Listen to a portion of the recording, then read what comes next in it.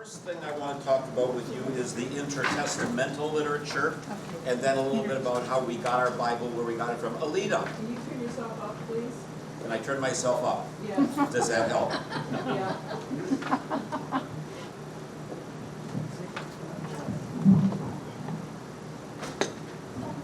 Yeah, I have not turned it back on, all right? Not turned it on, so thank you. All right, is that any better? Yes. All right. Much better. So anyway, the initial plan for this was to go 100 weeks altogether, and we would have done 20 weeks on the writings, so we'd have had a lot more time to do the Psalms, as well as Job and Proverbs and the others, and a little bit more time for each of these. But I decided when I was going to change my mind and decided to retire the end of the summer, that I would consolidate this and do the summer and at least finish it, rather than quitting in the springtime like I would have done it otherwise. So the material from the writings we finished last week with Chronicles. Today we're going to look at, in essence, this is the Apocrypha. These are all the books that are not in Protestant scriptures. Most of these are in the Roman Catholic scriptures, but not in the Protestant scriptures, not all of them. But anyway, so we're going to just look a little bit to have some content, some idea about that. And then I want to talk a little bit about just some very, very minimal things about how we get the scriptures, a few things that come along the way with that. But what Luther said was, if the Jewish people did not believe this was inspired, then he would not use that for doctrine. All right? And some things like praying for the dead are in this literature, in Maccabees. Okay? And so one of the, probably the big reasons why the Roman Catholic, or why the Jewish people did not consider it inspired, there is a real question. Judas Maccabeus was kind of irritated when people attacked them on the Sabbath day. He said, "You attack me on the Sabbath day because you know we're not supposed to do any work." The first week they attacked him on the Sabbath day. The next week they said, "God's going to give us a pass on this one." And they fought back. Some people who were Orthodox Jews said we should have kept getting killed on the Sabbath day. We should not have fought back. That's in, I think, 1 Maccabees chapter 2. This is called the Apocrypha, and many people talk about apocalyptic literature. Not much of this is apocalyptic. Apocalyptic goes much more into what we have in what's called the pseudepigrapha. So there are many, many writings that come from the era of Judaism that are not in this nor in our Bibles. So this is not the only stuff ever written. Lots of other things, and in essence, apocalyptic literature kind of draws the curtain back on the end of time. It says, in the end of time, there's going to be a final battle, and God is going to bring everything to fruition so that his kingdom will come. You will see that, for example, in the last chapters of Daniel. Daniel 7 to 12 is going to talk about that final battle of bringing everything together. If you know C.S. Lewis's trilogy, The Chronicles of Narnia, No.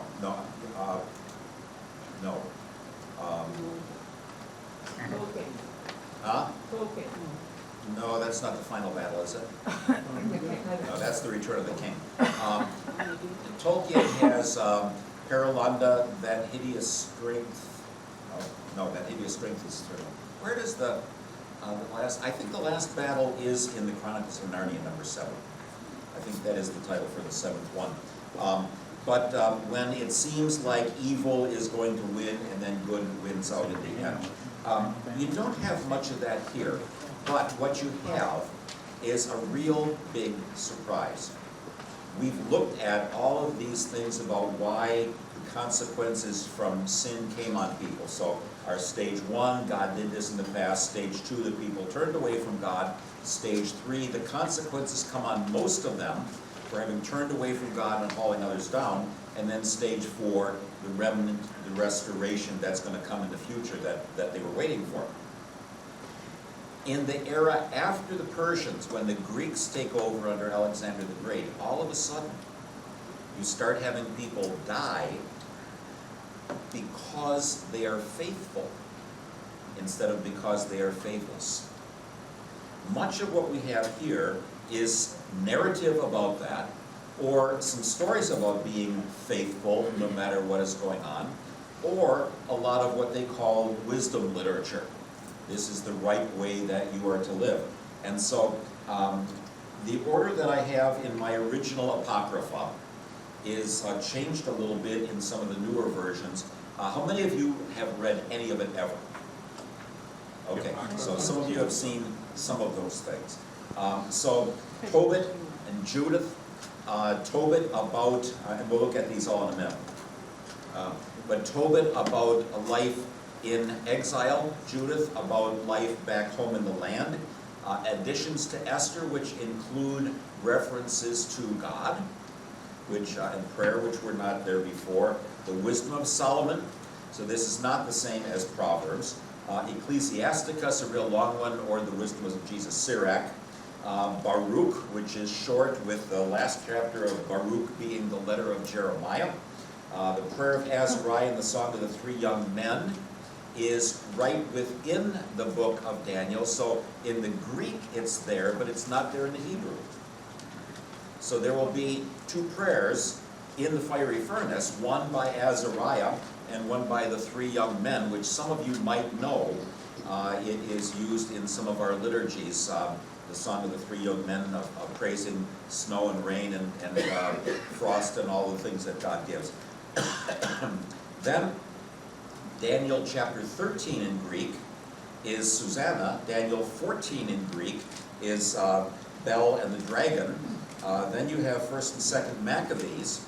And then, though they're often connected with this, 1st and 2nd Esdras and the prayer of Manasseh, which are usually considered part of the Apocrypha, but which are not in the Roman Catholic deuterocanonical books. So anyway, a little bit about each of these. I'm going to just kind of read some of this through and tell you some of the story just a little. So, there is a story about a very honorable guy. So sometimes, like you have with Daniel and like you have with Esther, both of them in exile, but seeking to live honorable lives even in exile. Who would be your Old Testament pattern for that? Joseph. Joseph in Egypt is kind of like the model. No matter where you are, you stay faithful. So Tobit loses his eyesight while burying Jewish victims of the Assyrian oppression. So he is willing, he's at his home, and he hears that someone has died, and he goes and he buries them. Well, after you bury somebody, then you're unclean till morning. So there's one time he has buried somebody who was killed in persecution, and he lies outside, and it said he got bird droppings on his eyes. What did he have? Cataracts. Okay? But they connected it with these bird droppings, you know, the white film over the eyes, okay? And then, because he is not able to see anymore, he had left some money with some relatives. And so Tobit says to his son Tobias, I want you to go and I want you to get the money from our relatives.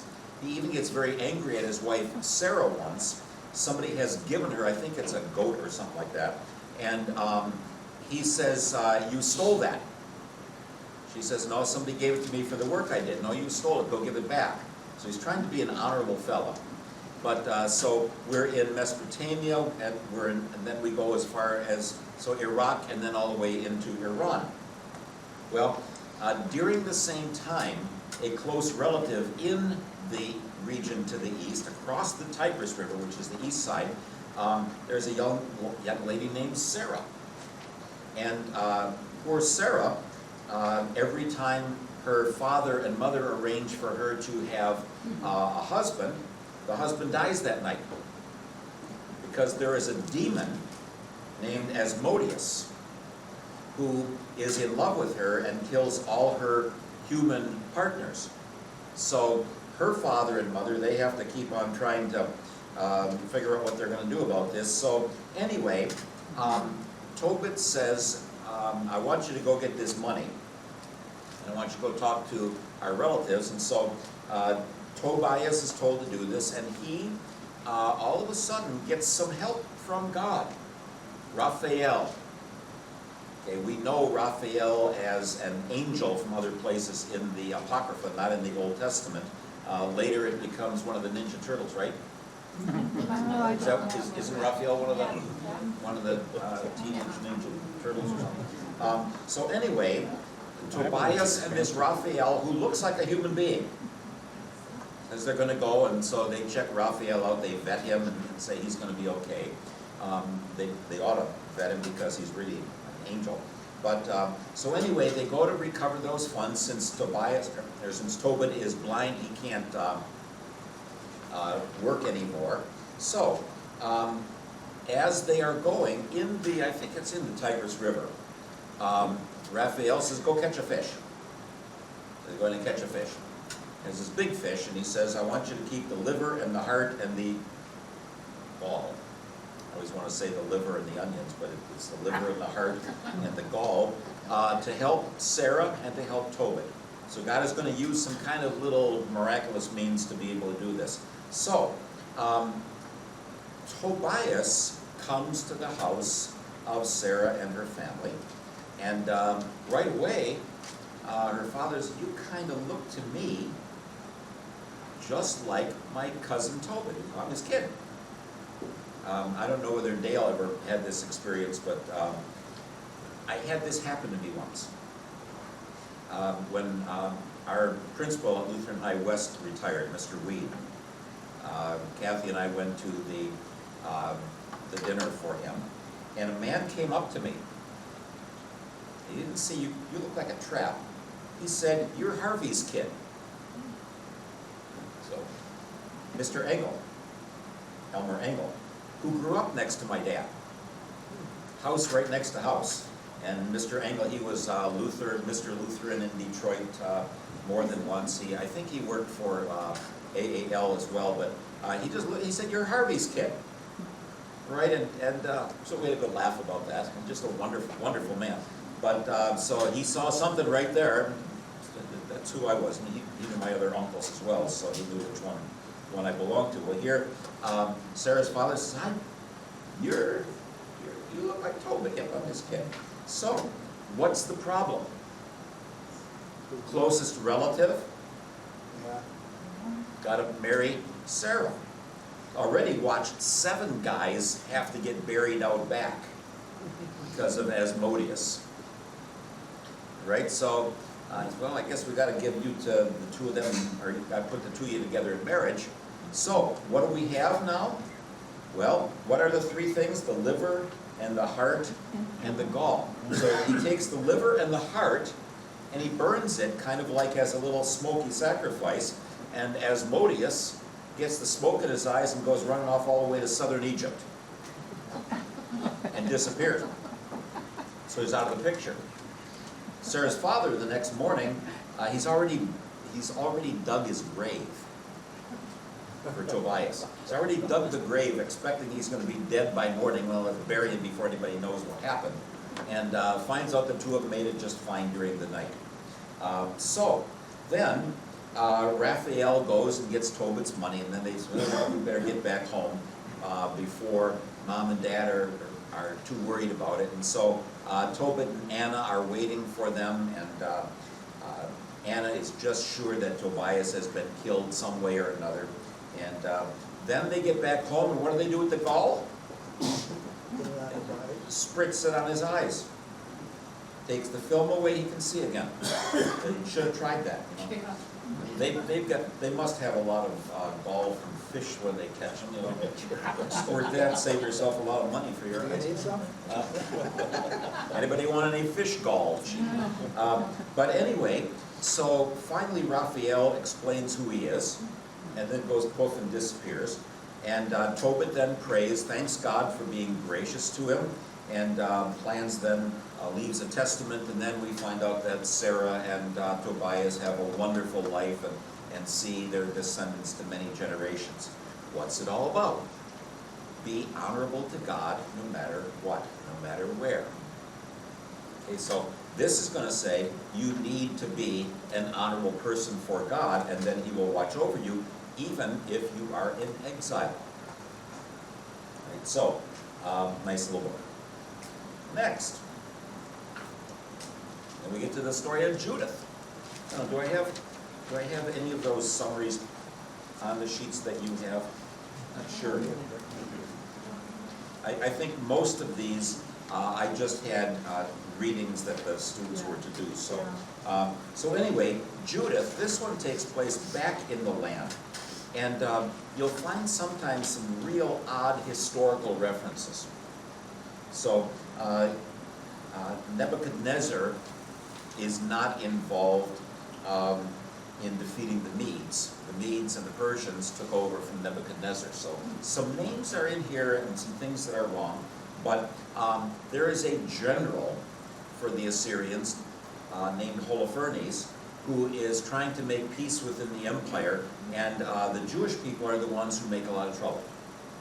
Here, they are back in the land, and so there is an Ammonite. Remember, Ammon is just northeast of the Sea of Galilee. All right, and so this Holofernes, he comes to Achior of Ammon, and he says, we're coming here to put down the rebellion by the Jews. And Achior says, fat chance, you're not going to be able to do it. They have their God on their side. And Holofernes gets very angry.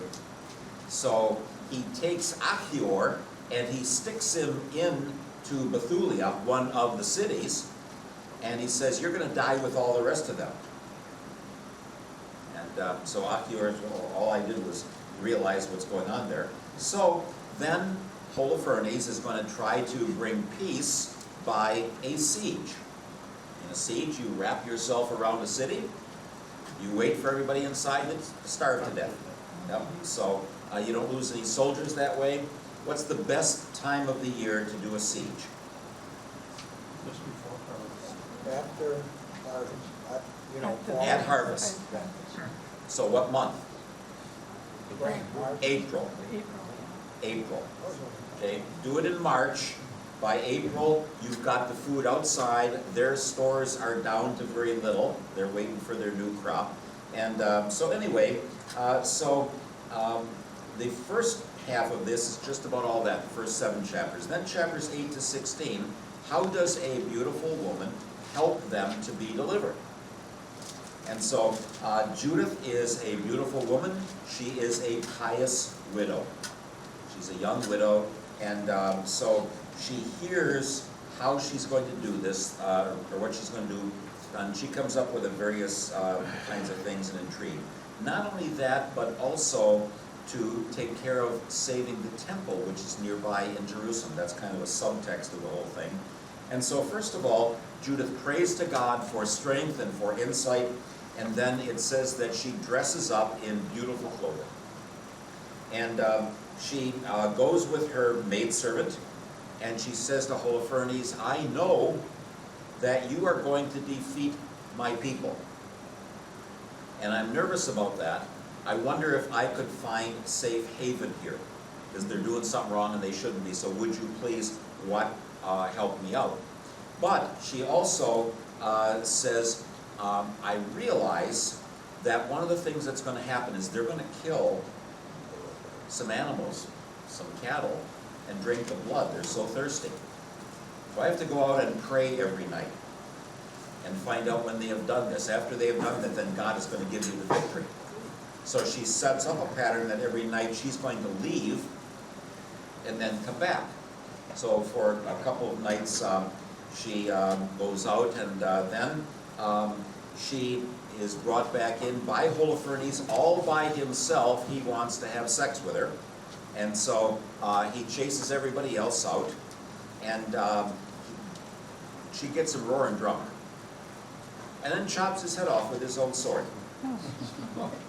Now, every day, she's been leaving in the evening with her maidservant to go out to pray to find out when the Jewish people in Bethulia are going to sin, So she goes out as usual. In her little sack, she has his head. All right? Any other women you remember who won victories? Yes. Esther does. Deborah? Deborah.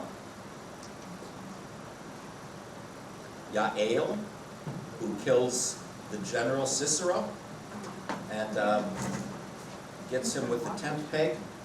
So everyone's, that's the worst thing that can happen, is that a woman would win the victory because they didn't think women were strong enough to be victorious in battle. So if a woman won a victory, you would assume their God is on their side and you're up against bigger powers than you can handle. So anyway, when she brings the head back to Bethulia, the first convert is Achior. Right? I told them that, that you Jewish people had a God on your side. Now I really see it, because here's Holofernes dead, and he knew Holofernes because he had thrown him into Bethulia so they could all die together. So they put his head up on a pole outside the city, and the next morning when the Assyrians, as they're called here, go to wake Holofernes up, they find his body but no head. And it spooks them. They go run away. They say, we're going to break off from this. And then it says that Judith sings a song, and then that some temple spoil is restored. So this kind of subtext, not just delivered from technical attacks or sieges, but actually to help with the worship that's going on. So that's the first two. All right? And those are nice little stories. Yes, ma'am. Okay, the question here, I guess, it says, state in one sentence what this book would want to teach. Like you said before, what's the one sentence? Be faithful to God no matter what, no matter where. And that's the same as the one before that? Both of them. Okay, got it. God will take care of those who are faithful. Okay, thank you. Now, you could throw in there the 3 men in the fiery furnace who don't even have their hair singed, and others. Does that always happen? Well, the guys going to the fiery furnace said, we may die of this, but at least we're going to be faithful anyway.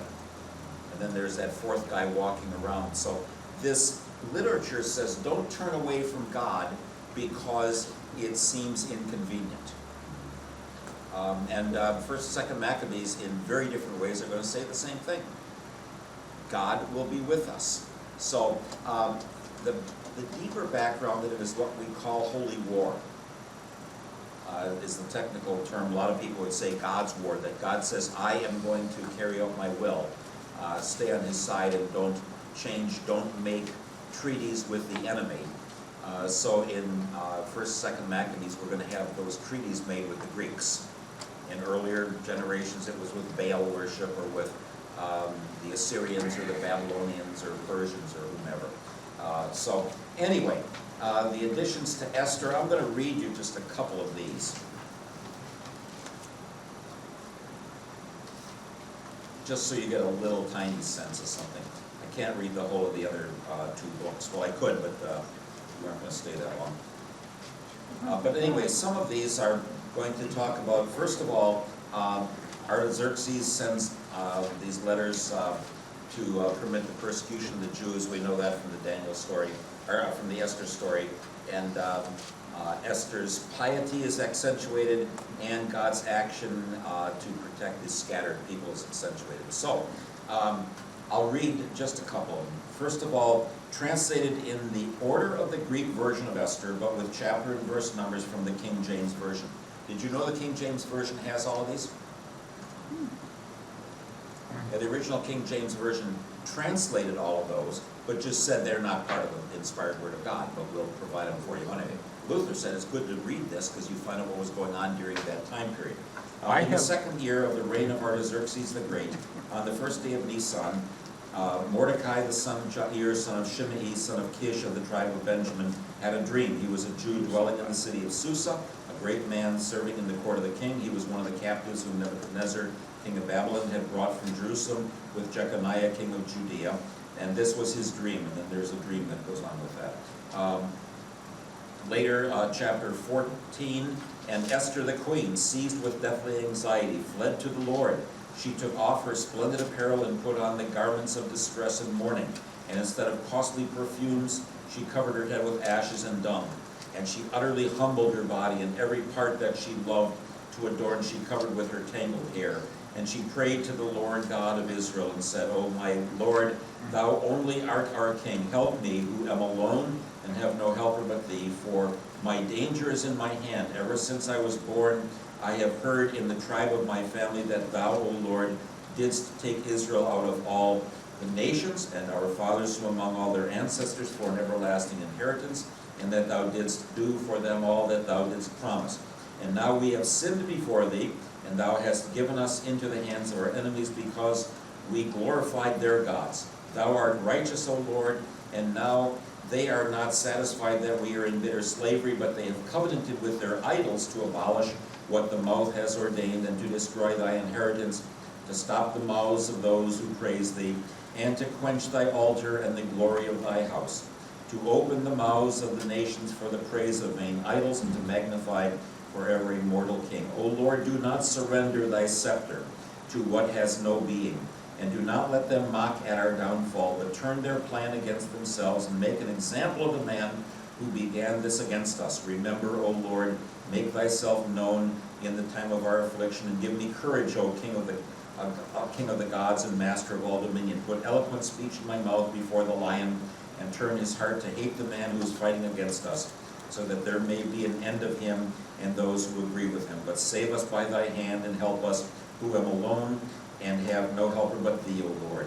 And goes on from there. So what she's doing, in essence, in the Greek version, is she's talking to God, and both she and Mordecai are aware of God. In the original Hebrew book of Esther, the word God is not mentioned. So somebody who put that into Greek said, we've got to add some things to that to make that a little bit more holy and righteous than what it would sound otherwise. If memory serves me right, First Maccabees also has no mention of God in it. Okay, so it's just a historical record of what went on along the way. So anyway, there are 5 or 6 editions that are plugged in at various places. They're listed as at the end in the translations, but actually if you read in the Greek, they would be put in along the way to make her not willing to just be in the harem, but to keep herself safe and pure, and that she is there in the harem so that God can save his people through her. So it gives a kind of a religious framework and context for that. The next one is called the Wisdom of Solomon. And this sounds very much like the kind of thing that you would hear in the book of Solomon. And I don't have a background on all of these kinds of things, but let me just read a little bit for you from that one as well, just so you get a feel for the kinds of things and see how much this sounds like Proverbs. I'll go from chapter 4. Better than this is childless with virtue, for in the memory of virtue is immortality, because it is known both by God and by men. When it is present, men imitate it, and they long for it when it is gone. And throughout all time it marches crowned in triumph, victor in the contest for prizes that are undefiled. But the prolific brood of the ungodly will be of no use, and none of their illegitimate seedlings will strike a deep root, or take a firm hold. For even if they put forth boughs for a while, standing insecurely, they will be shaken by the wind, and by the violence of the winds they will be uprooted. The branches will be broken off before they come to maturity, for their fruit will be useless, not ripe enough to eat, and good for nothing. For children born of unlawful unions are witnesses of evil against their parents when God examines them. But the righteous man, though he die early, will be at rest. For old age is not honored for a length of time, nor measured by numbers of years, but understanding is gray hair for men, and a blameless life is ripe old age. So, if you get killed young but you were honorable, you fulfilled your purpose. Okay? If you get to be old and you haven't fulfilled your purpose, then the number of years you live doesn't matter. There was one who pleased God and was loved by him, and while living among sinners he was taken up. He was caught up lest evil change his understanding, or guile deceive his soul. So, Why did somebody die young? Because God knew if he lived longer, he might be tempted to leave. But yanked him out before he could turn away from him. That's a bad answer. It's a bad answer. But it's how people try to say, how do we make sense of things that are hard to understand? Well, you know, God knew that this one was going to be involved in drugs, and so he died earlier than that, so he wouldn't get caught up in drugs. For the fascination of wickedness obscures what is good, and roving desire perverts the innocent mind. Being perfected in a short time, he fulfilled long years, for his soul was pleasing to the Lord. Therefore he took him quickly from the midst of wickedness. Yet the peoples saw and did not understand, nor take such a thing to heart, that God's grace and mercy are with his elect, and he watches over his holy ones. The righteous man who has died will condemn the ungodly who are living, and the youth that is quickly perfected will condemn the prolonged old age of the unrighteous man. And on from that. So trying to make sense of things that are hard to make sense of. So discourse, first of all, in these chapters on the justice of God, praise of wisdom as a guide to life. I'll read you a little bit of this from chapter 6. The beginning of wisdom is the most sincere desire for instruction, and concern for instruction is love of her. And love of her is the keeping of her laws, and giving heed to her laws is assurance of immortality. There. You obey all the laws, you get to be immortal. That's the way it works, right? And can you imagine how Luther would have to deal with that? If that was part of sacred scripture? Don't think so. So the desire for wisdom leads to a kingdom. Therefore, if you delight in thrones and scepters, O monarchs over the peoples, honor wisdom, that you may reign forever. I will tell you what wisdom is and how she came to be. And I will hide no secrets from you, but I will trace her course from the beginning of creation, and make the knowledge of her clear. And I will not pass by the truth, neither will I travel in the company of sickly envy. For envy does not associate with wisdom. A multitude of wise men is the salvation of the world, and a sensible king is the stability of his people. Therefore be instructed by my words, and you will profit. Can you see why the wisdom of Solomon would be titled, with Solomon? He's the guy who's here's the right way to do it. He seems not to have followed that, according to what we hear later. So, and there's more than about what wisdom is. And then chapters 10 through 12, the title that's given here is that you've got wisdom as a key to history. And let's see, I'm going to start this one.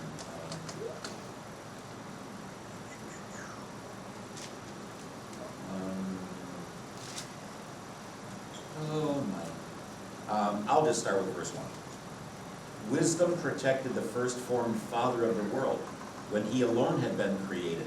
She delivered him from his transgression, as if wisdom is a personal, kind of a person almost, and gave him strength to rule all things. But when an unrighteous man departed from her in his anger, he perished, because in rage he slew his brother. Who's that? Cain. So this says Cain is the one who brings sin into the world, not Adam. When the earth was flooded because of him, wisdom again saved it, steering the righteous man by a paltry piece of wood. Who's that? Noah.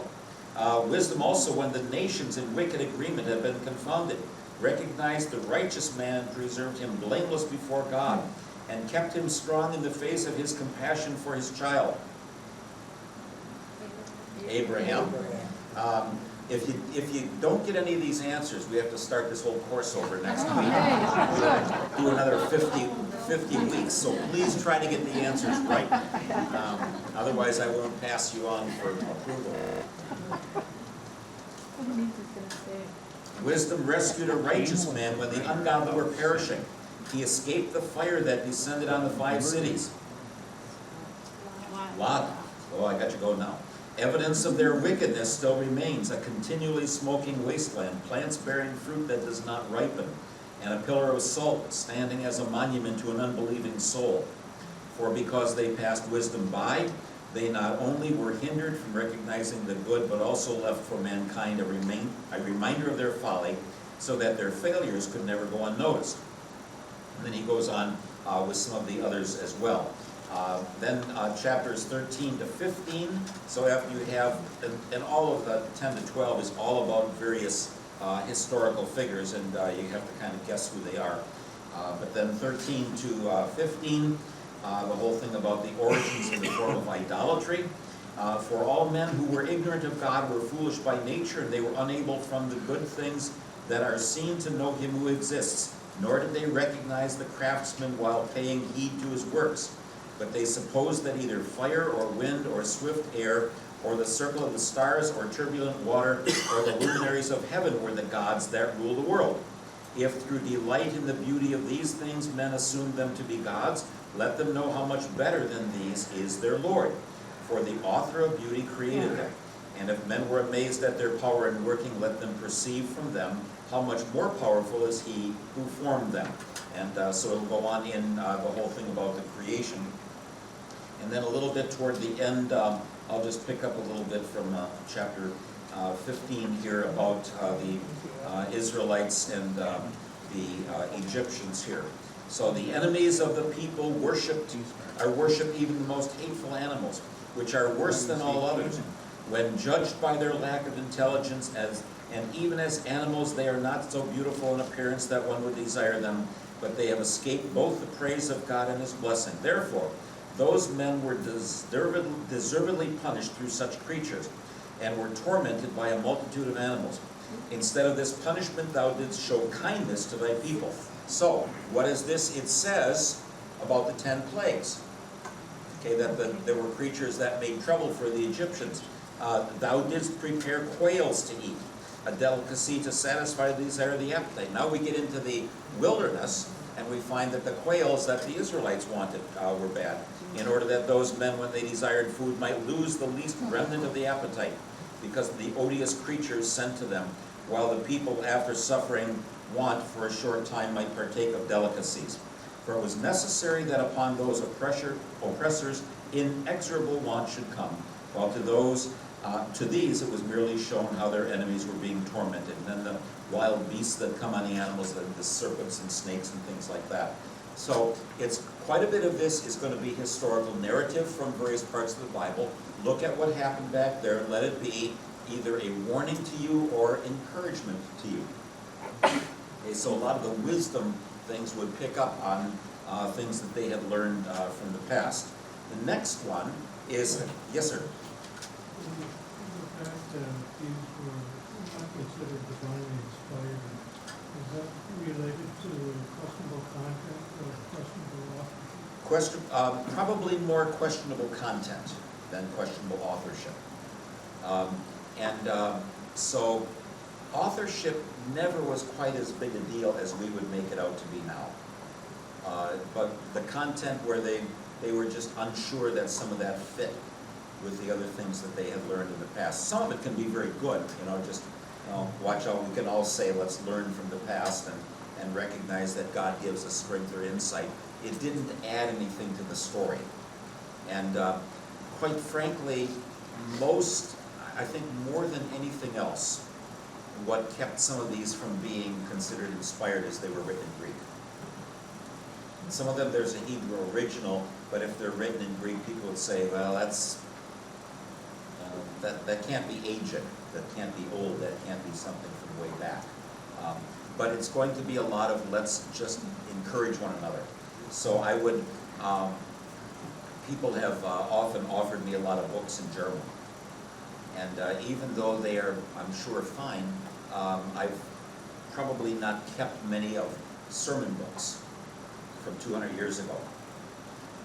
I've just said, well, I'm sure they were fine, but I don't know that they are really going to be as helpful to me. I'd rather go and read the texts than just what somebody preached about it 200 years ago. Their illustrations and everything would probably be different from what I would use. And if I only have so much time on this earth, so there's nothing maybe wrong with it, but if you can't keep everything, then go back more to the sources than the others. So all of this stuff you have to try to figure out by guessing. about why, and sometimes there'll be things that just don't make good sense. Sometimes there'll be other issues that come along. A real long one is the Ecclesiasticus, or the Wisdom of Jesus Sirach. So we have Ecclesiastes, which some people wrongly pronounce Ecclesiastics. So we have Ecclesiastes, and here Ecclesiasticus. What's in that word? Ecclesia, which is the Greek word for the church. Those who are called out. Ekkaleo, to call out from something, to be part of a special community. Remember with Ecclesiastes, what did Luther call it? Ecclesiastes, or the preacher. Der Prediger. So he sees it as a sermon, the one that's in the Bible. This is never identified as from the Bible. The prologue to this. Whereas many great teachings have been given to us through the law and the prophets and the others that followed them, on account of which we should praise Israel for instruction and wisdom, and since it is necessary not only that the readers themselves should acquire understanding, but also that those who love learning should be able to help the outsiders by both speaking and writing. My grandfather, Jesus, give me his name in Hebrew. Joshua. Okay, Joshua. Yeshua would be Aramaic, Joshua would be in Hebrew. But he's known as Jesus here. After devoting himself especially to the reading of the law and the prophets and the other books of our fathers, and after acquiring considerable proficiency in them, was himself also led to write something pertaining to instruction and wisdom, in order that by becoming conversant with this also, those who love learning should make even greater progress in living according to the law. You are urged, therefore, to read with good will and attention, and to be indulgent in cases where, despite our diligent labor in translating, we may seem to have rendered some phrases imperfectly. For what was originally expressed in Hebrew does not have exactly the same sense when translated into another language. Not only this work, but even the law itself, the prophecies, and the rest of the books, which are the writings, the Ketuvim, differed not a little as originally expressed. When I came to Egypt in the 38th year of the reign of Euergetes, and stayed for some time, I found opportunity for no little instruction. It seemed highly necessary that I should devote some pains and labor to the translation of the following book, using in that period of time great watchfulness and skill, in order to complete and publish the book for those living abroad who wished to gain learning, being prepared in character to live according to the law. So he tells us that his grandpa wrote a whole bunch of stuff in Hebrew. He's putting it into Greek, and he's abstracting it. So he's going to give you in all of his chapters, what, they're 51, is it? 52? 51 chapters. So it's a good chunk, page 110 to 172, so 62 pages. The whole thing, the entire apocryphal stuff we have here is altogether 250 pages, about as equally long as the New Testament. Okay, so a variety of these different kinds of things that are there, that some people in the early church considered at least helpful. Jerome said, don't put these in with the other books, but they're helpful to learn. Later they mushed them all in together and said they will all be useful for teaching for us. But so almost 1/4 of the whole thing is from the Wisdom of Jesus Sirach. Then chapter 1, verses 1 to 20, and I have no idea why. The main reason that verse 21 isn't here is not everybody has 21 in their versions. So verse 21 says, the fear of the Lord drives away sins, and where it abides it will turn away all anger. Not everybody has that, so you go actually from verse 20 in praise of wisdom into 22. I'm going to read the first section for you to give you a little hint. I know you're not going to all go read all this. All right, so just once in your life you heard a little bit of kind of the tenor of it all. All wisdom comes from the Lord and is with him forever. The sand of the sea, the drops of rain, And the days of eternity, who can count them? The height of heaven, the breadth of the earth, the abyss, and wisdom, who can search them out? Wisdom was created before all things, and prudent understanding from eternity. You will notice here, some places in Proverbs as well, wisdom almost has a personality. That it exists kind of as a separate thing. Some people will throw that in together with the Holy Spirit and say the Holy Spirit is the wisdom of God, not a person. That was one of the heresies from the early church. The root of wisdom, to whom has it been revealed? Her clever devices, who knows them? There is one who is wise, greatly to be feared, sitting upon his throne. The Lord himself created wisdom. He saw her and apportioned her. He poured her out upon all his works. She dwells with all flesh according to his gift, and he supplied her to those who love him. One way that some people will talk about this as wisdom is kind of also the symbolic thing that you talk about with order. That wisdom, the way things are put together, that they work. That there is a kind of an order that God established in the universe, and that chaos, or the brokenness after the fall, is what happened when wisdom was rejected by Adam and Eve. The fear of the Lord is glory and exaltation, gladness and a crown of rejoicing. The fear of the Lord delights the heart and gives gladness and joy and long life. With him who fears the Lord, it will go well at the end. On the day of his death, he will be blessed. The fear of the Lord is the beginning of wisdom, and she is created with the faithful in the womb. She made among men an eternal foundation, and among their descendants she will be trusted. The fear of the Lord is wisdom's full measure. She satisfies men with her fruits. She fills their whole house with desirable goods, and their storehouses with her produce. The fear of the Lord is the crown of wisdom, making peace and perfect health to flourish. He saw her and apportioned her. He rained down knowledge and discerning and comprehension. He exalted the glory of those who held her fast. The fear of the Lord is the root of wisdom, and her branches are long life.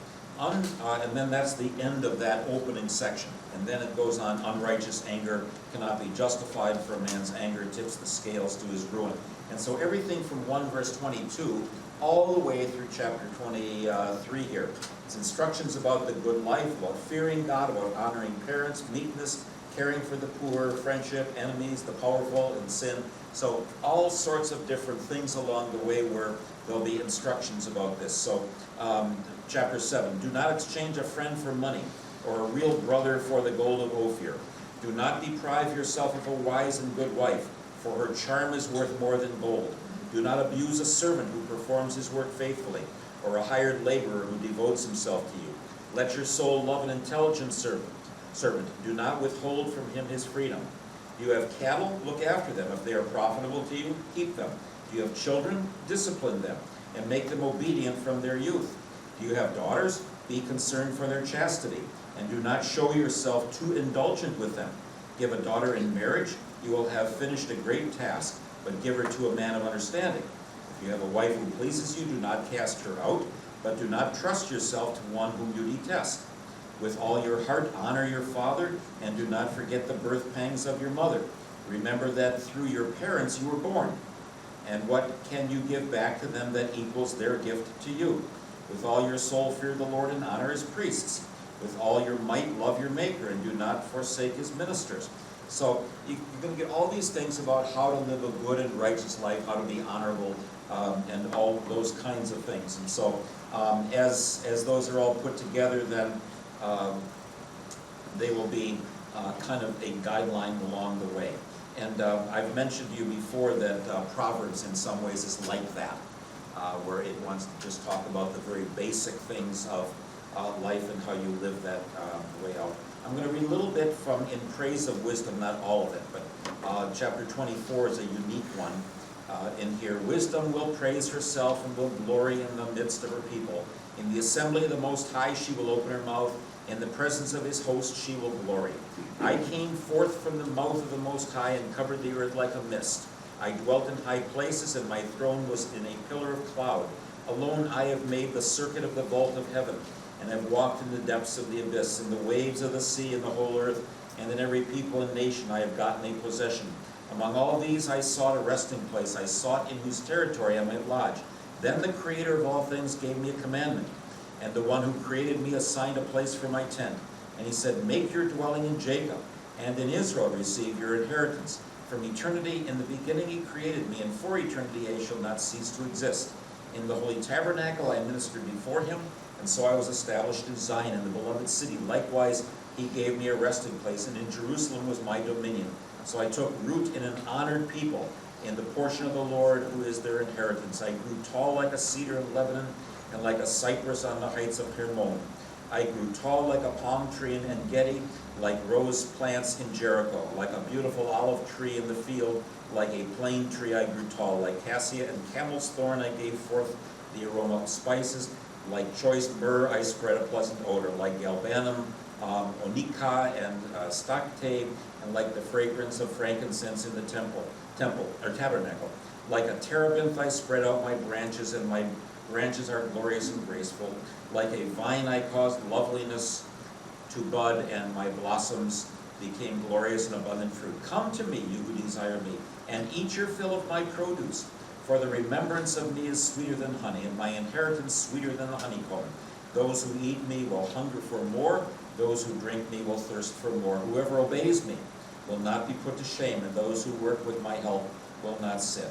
All this is the book of the covenant of the Most High God, the law which Moses commanded us as an inheritance for the congregation of Jacob. And it'll go on there, and so other basic things about how you live your life, things about how you go or give and attend a banquet.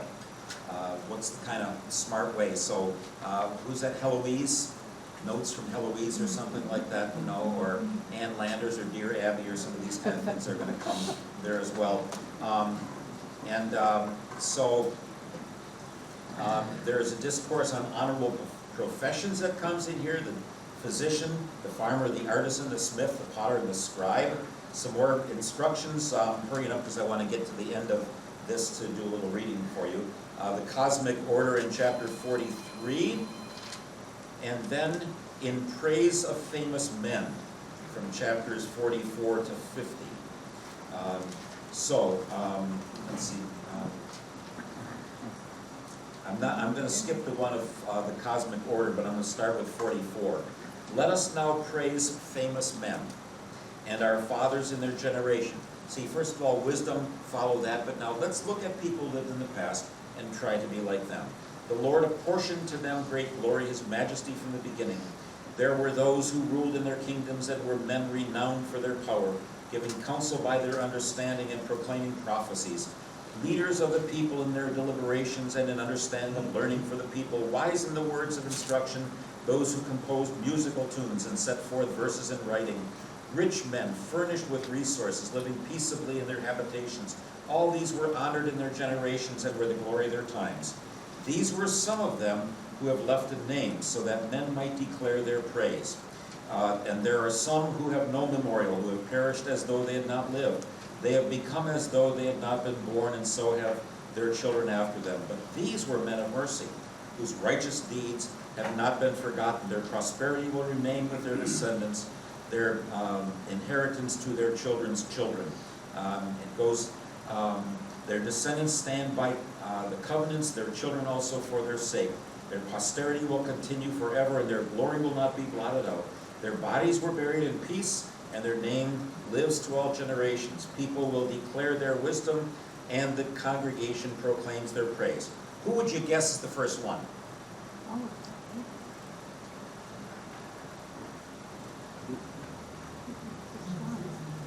Huh? What? What? What? Lois? Huh?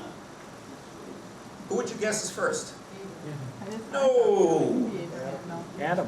No! Don't any of you know how to read? Well, according to that, you know. Enoch, thank you very much. All right. Gotta see if anybody's catching anything. Enoch pleased the Lord and was taken up. Now, don't make it too hard. Enoch. Enoch pleased the Lord and was taken up. He was an example of repentance to all generations. Noah was found perfect and righteous. In the time of wrath he was taken in exchange, therefore a remnant was left to the earth. And the flood came. Everlasting covenants were made with him, and that all flesh should not be blotted out by a flood. Abraham was the great father of a multitude of nations, and no one has been found like him in glory. He kept the law of the Most High and was taken into covenant with him. He established the covenant in his flesh, and when he was tested, he was found faithful. Therefore the Lord assured him by an oath that the nations would be blessed through his posterity, that he would multiply him like the dust of the earth and exalt his posterity like the stars, and cause them to inherit from sea to sea and from the river to the ends of the earth. To Isaac also he gave the same assurance for the sake of Abraham his father. The blessing of all men and the covenant he made to rest upon the head of Jacob. He's acknowledged with him with his blessings and gave him his inheritance. He determined his portions and distributed them among the 12 tribes. Chapter 45. Then it goes on to a guy named Moses. Then Aaron, and then on. Phinehas. Who's Phinehas? Huh? Aaron's raised. Aaron's grandson, who rises up and kills a guy who has married to a woman of Moab. So he is given a special covenant. Joshua, Samuel, Nathan, David, Solomon, Elijah, Elisha, Hezekiah, Josiah, Ezekiel, Zerubbabel, Nehemiah, and Simon. Who's Simon? Simon the Hasmonean, the fifth of the sons of Mattathias. We'll talk about him later. Whose son, John Hyrcanus, became the king. Whose grandson, Alexander Jannaeus, was a real bad guy, ruling as a king out of the priestly family, at which time the Romans are going to take over. So the last one comes very, very late in the story. So anyway, that's a little bit of Sirach. So I'm going to do a couple of these quickly. I'm going to save Maccabees for after the break. But Baruch, just a very short thing. Who is Baruch? Jeremiah's scribe. What does he end up in Babylon for? Thought he went down to Egypt. Well, here they got him in Babylon. And with prayers that are prayed, and another hymn to wisdom. See, a lot of this is live the right kind of life no matter what. No matter where you are, no matter what you're doing. And then a lament over Zion having fallen. The letter of Jeremiah is actually chapter 6. It says the foolishness of believing in idols. So Jeremiah writes, Jeremiah says it, Baruch writes it down. Since you know by these things that they are not gods, do not fear them. 9 times it is said in that chapter. Don't fear wood or stone or metal or what is powerless. Then you've got this little thing here with the prayers in the prayer of Azariah and the hymn of praise. I want to read you a little bit of that hymn of praise here from Daniel. This is, you should recognize this if you hear it. So this is from, what would it be, after Daniel 3 in Greek. There is, first of all, a prayer of Azariah in the flames, and there's a little bit of history about how all the guys who were close throwing fire into the furnace to put them out, or put them to death, that everybody else dies along the way. And then the 3, as with one mouth, praised and glorified and blessed God in the furnace, saying, Blessed art thou, O Lord, God of our fathers, and to be praised and highly exalted forever. And blessed is thy glorious holy name, and to be highly praised and exalted, highly exalted forever. Blessed art thou in the temple of thy holy glory, and to be extolled and highly glorified forever. Remember, the temple does not exist at this point. It's been burned down. Blessed art thou who sittest upon the cherubim, and lookest upon the deeps, and to be praised and highly exalted forever. And blessed art thou upon the throne of thy kingdom, and to be extolled and highly exalted forever. Blessed art thou in the firmament of heaven, to be sung and glorified forever. Bless the Lord, all works of the Lord, sing praise to him, and highly exalt him forever. Bless the Lord, you heavens, sing praise to him, and highly exalt him forever. Bless the Lord, you angels of the Lord, sing praise to him, and highly exalt him forever. Bless the Lord, all waters above the heaven, sing praise to him, and highly exalt him forever. Bless the Lord, all powers, sing praise to him, and highly exalt him forever. And then it goes, Bless the Lord, sun and moon. Bless the Lord, stars of heaven. Bless the Lord, all rain and dew. Bless the Lord, all winds. Bless the Lord, fire and heat. Bless the Lord, winter and cold. Always with that, sing praise to him and highly exalt him forever. Dews and snows, night and days, light and darkness, ice and cold, frosts and snows, lightnings and clouds. Let the earth bless the Lord. Let it sing praise to him and highly exalt him forever. Bless the Lord, mountains and hills, all things that grow on the earth, you springs, seas and rivers, whales and creatures, birds of the air, beasts and cattle. Bless the Lord, you sons of men, and sing praise to him and highly exalt him forever. Bless the Lord, O Israel. Bless the Lord, you priests. Bless the Lord, you servants of the Lord. Bless the Lord, spirits and souls. Praise him. Bless the Lord, you who are holy and humble in heart. Bless the Lord, Hananiah, Azariah, and Mishael. For he has rescued us from Hades and saved us from the hand of death, and delivered us from the midst of the burning fiery furnace. From the midst of the fire he has delivered us. Give thanks to the Lord, for he is good. Well, Hodu Ladonai, Ki Tov, Ki Le'olam Chasdo. Bless him all who worship the Lord, the God of gods. Sing praise to him and give him thanks to him, for his praise endures forever. All right, then two little things at the end of Daniel, chapter 13 and 14. First of all, Susanna. When Daniel's a very young man, before he's done any of the other stuff that he does, he hears about a woman who has been accused of cheating on her husband. And they're going to put her to death because the evidence of two elders is enough to condemn somebody. He says, by the way, before you put her to death, would you do a favor for me? And poor Eliakim, the husband, he's kind of going nuts about this, or Joachim, the husband.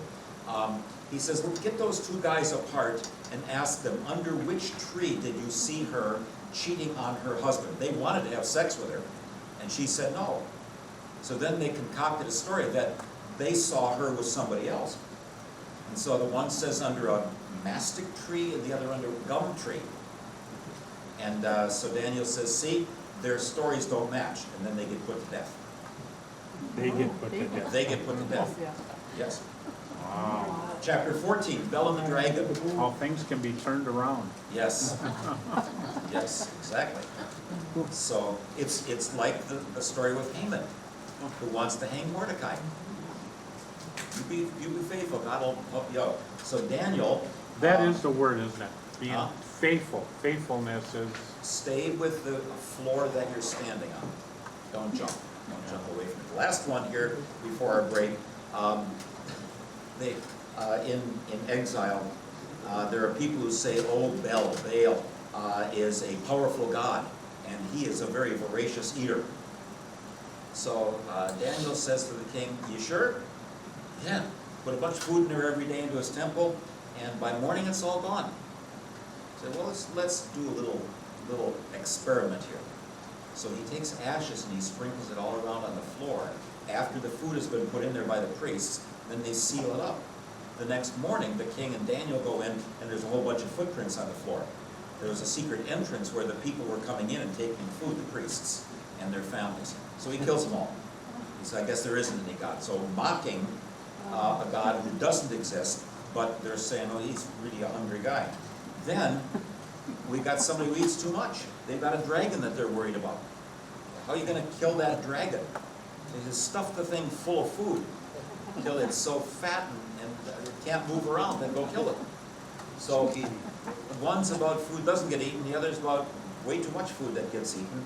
And then there's this little hint at the end about Habakkuk who comes to feed Daniel in the lion's den so that he can survive for the days until he's in for a week in this little addition.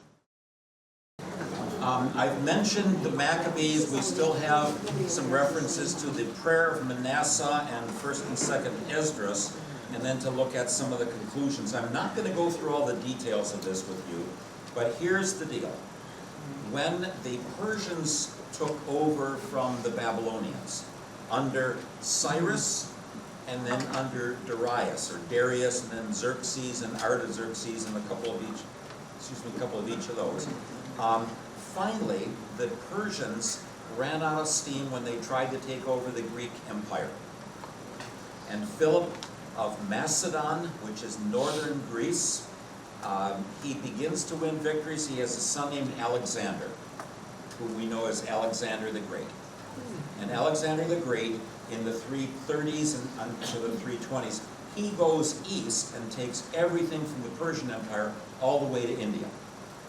He takes over all the way down into North Africa. And so when he dies of a fever that he caught, he was only in his 30s, I think, at the point, the kingdom is divided. There are various ways in which they give you the names of these. Altogether, I think there were 5 of his generals that had something that they took over. But there were 2 of them who were particularly involved in the region of Syria, which is Seleucus, who was one of his generals, and down in Egypt where Ptolemy, Ptolemy, was another one of his generals. Now, what Alexander brought was the Greek language and what we call Hellenism. The word for Greece in Greek is Hellas, Hellas. It's on all the maps today. Okay? The land is called Hellas. And so the Hellenistic age is the one where they believe that it's important to bring their philosophy, Socrates and Plato and Aristotle. Aristotle was one of Alexander's teachers. And so learning about life and everything like that. And so when they divided up among the generals, because he didn't have any kids who were old enough, the Ptolemies not only control Egypt, but they also control the land of Israel. They are a little bit more tolerant. You do what you're supposed to, keep everything going, we won't have any problems. You can do your own thing. But about 125 years into this, the Syrian Greeks, the Seleucids as they're called, take over the land of Canaan from the Ptolemies, just in battle. They all wanted that. It was a kind of a travel route, a trade route. And so without getting into every little bit of detail, we have 3 different kind of scenarios outflowing at the same time. From Seleucus, we have a son named Seleucus and a son named Antiochus. So there is going to be a fight between 2 parts of the family for controlling that kingdom of Syria and Israel. And that goes click-clock back and forth, and it's an absolute mess. In the land, we have, particularly after Antiochus IV, Antiochus Epiphanes, we have different priestly families who each want to control the priesthood. One is the Onias family, the Oniads, and another one is the Hasmoneans, who were not the main line who were supposed to be high priests. But the Hasmoneans, Mattathias is the dad's name, and he's got 5 kids, 5 boys who are all involved in actual battle against the Seleucid Greeks. Within the priestly families, even within Onias' family, there are those who want to go along and those who want to fight and fight against this. And so, which temple is the important one? The Oniads ended up going and building a temple in Egypt at Leontopolis. And they go to a passage from Isaiah that says that in the city of the sun there's going to be a temple built. And so they say that's where it's supposed to be. And the people in Jerusalem, the religious leaders there, aren't really the good religious leaders.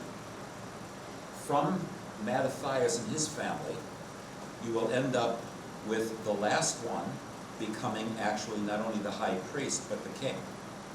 Sometimes that family, the Hasmonean family, sides with one side or the other from the Seleucids. So the Ptolemies kind of show up a little bit. They're still trying to get something back, but mostly it's a squabble among the family leaders of the Seleucid family. And so I'm just going to mention a couple of these names. So Ptolemies are in Egypt, Seleucids are in Syria. The Ptolemies control Israel till about 198, then the Seleucids take over from there. Seleucus IV rules till 175. Onias III liked the Egyptians better.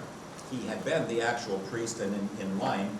A relative of his, a different Simon than the one from the Mattathias family, is pro-Syrian. So he's trying to position himself to become the high priest. Then there's a fellow who kills Seleucus IV, Heliodorus. You ever heard of Heliodorus? We heard of him just before the break. He's the Heliodorus who's mentioned in Judith's story. Okay, wrong place, but he's thrown in there, so the name gets popped around all sorts of places. So Antiochus the fourth is put in. He's called Antiochus Epiphanes, which means Antiochus, which is God manifest.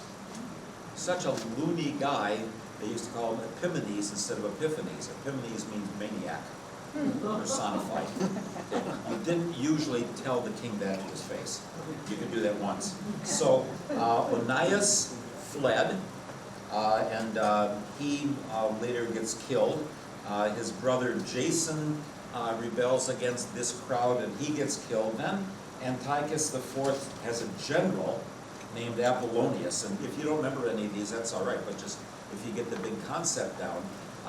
Antiochus Epiphanes tried to make friends with the Jews, and then all of a sudden, when this Jason guy heard that Antiochus had been defeated in battle trying to take over in Egypt, he says, now it's time for us to kick all of them out of the temple and take the city over.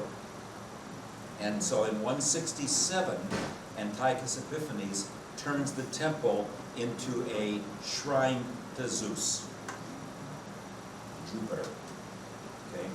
In the process, he kicks out everybody who's got any religious stuff going on. It's during this time then, you've got three different things that happen. Some are massacred, some flee and go elsewhere, and some submit. And each one of those will then play out in the history from then on. The Hasmoneans, and the name Hasmonean may actually have been a derogatory term, but that particular family, later known as the Maccabees because of one of the kids, Mattathias, as a priest, he leaves Jerusalem, and he and his kids become guerrilla warfare people. Okay, the kind of thing like we're struggling with, where they live amongst other people, and they may even be using other people as human shields. And so he has 5 sons: John, Simon, Judas, Eleazar, and Jonathan. All right, Eleazar, he's kind of like my favorite of the bunch, because in one of the battles, he gets right under the royal elephant and kills it. He gets squished in the process. I thought you'd figured that one out. Right under the elephant and killed it. So anyway, Mattathias says to his sons, do what you need to. Judas becomes the general. He's the third of the sons, I think, here, yeah. And he becomes the general who's going to do these guerrilla warfare tactics against the Greeks. In 164 before Christ, they take the temple back. On the 25th of Kislev, they have a celebration for 8 days. And they rededicate the temple. Hanukkah. Okay. They find a little bit of naphtha, which was used to keep the candles or the lights burning, and it kind of spontaneously starts, and so they have enough to last them for 8 days until they can make the oil for the lights once again. That's where the 8 days of Hanukkah comes from, so a great time of celebration. That's why Judas, from the tribe of Judah, or from connection with that, is from a Levitic family, but called Judah. No wonder they had people named Judas. Jesus has 2 disciples named Judas. Okay. We see that as such a horrible, terrible name, but at that point it was the name of a hero. Name your child George or Abraham or John Kennedy or something like that, where you would name it after somebody who's very important. So Judas finally defeats Apollonius and retakes the temple back in 164. And then from then on, you've got cousins.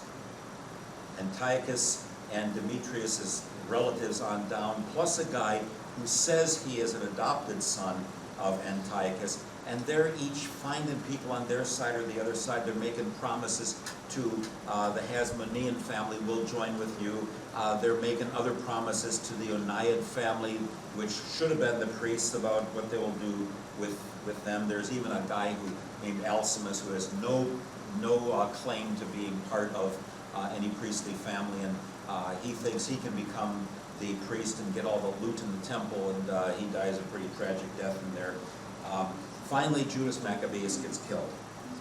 Jonathan takes it over, and Alcimus, the guy who got the general Bacchides to kill Judas Maccabeus, he gets himself killed. Then you've got Alexander Ballas, who says, I'm Antiochus IV's son by adoption. Antiochus apparently died a very, very wicked death. And some sort of very, very painful physical diseases that did him in somehow. But anyway, Alexander says, I'll join in with the Egyptians, and then we'll try and kick out the Syrians. We'll get the Greek, or the Egyptian Greeks in here. By the way, just a parenthesis, by the time of Jesus, some of the Jews had gone down into Egypt at the time of Jeremiah. Josephus says there were 1 million Jews in Egypt. Most of them are on Alexandria, the northwestern part of the Nile Delta. So when Jesus and his parents they go down to Egypt, they're not going into complete strange territory. That's why we have the translation of the Septuagint, because of Jewish people who could not read Hebrew anymore. So they put it into Greek because of the Hellenistic age and all of that.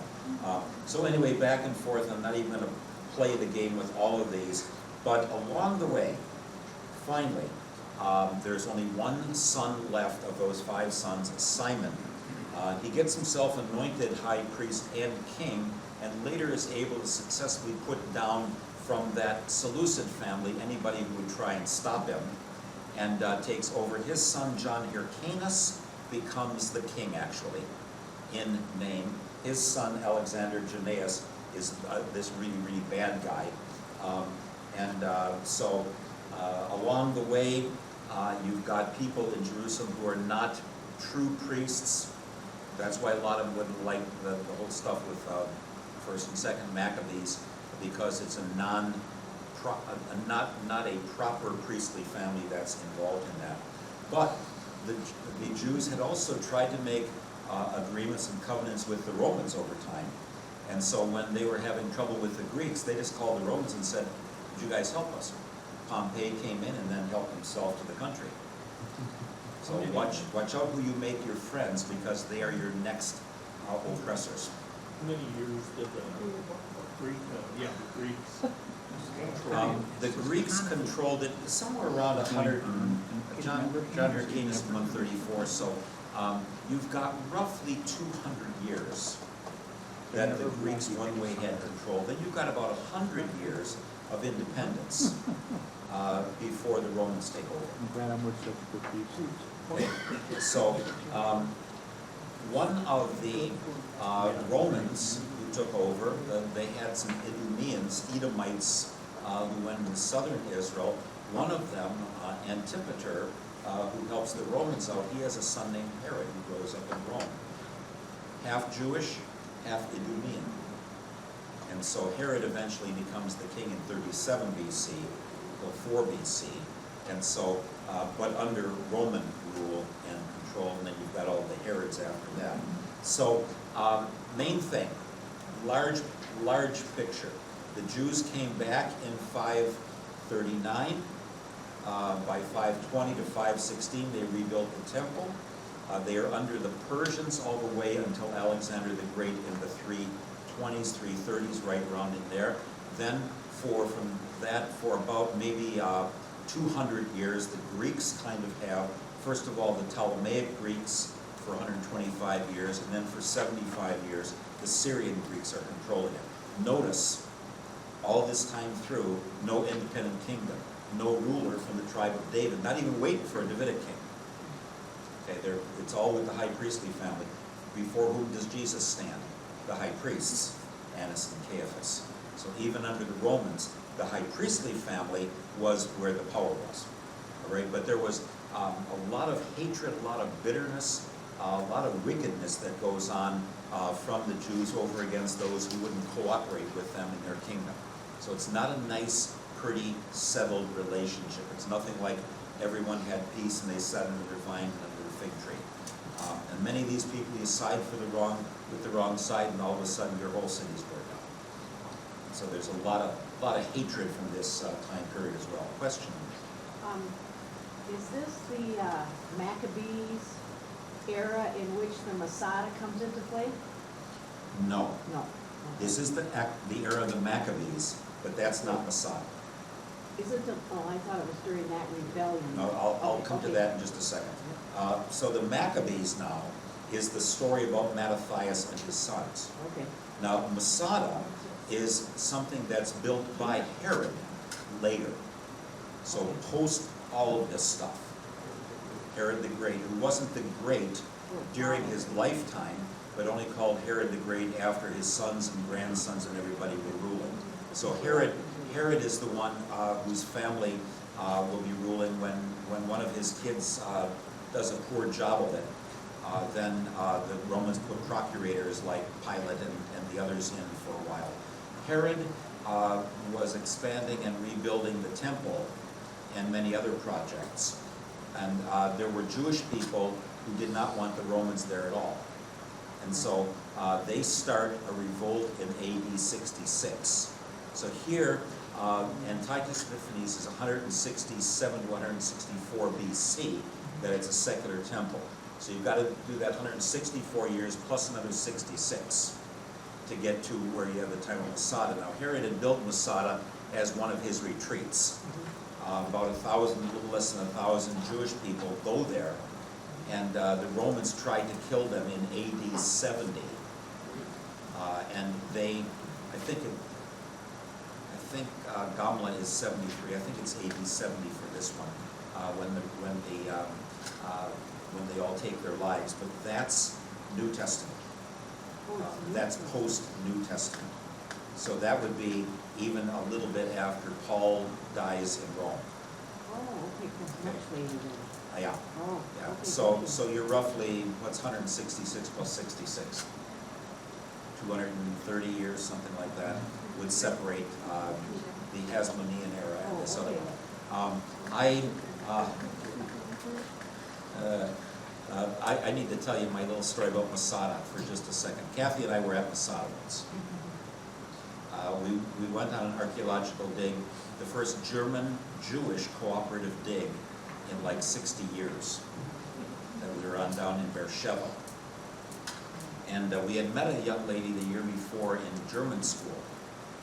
She was Jewish, and her parents had fled from Germany during the Second World War.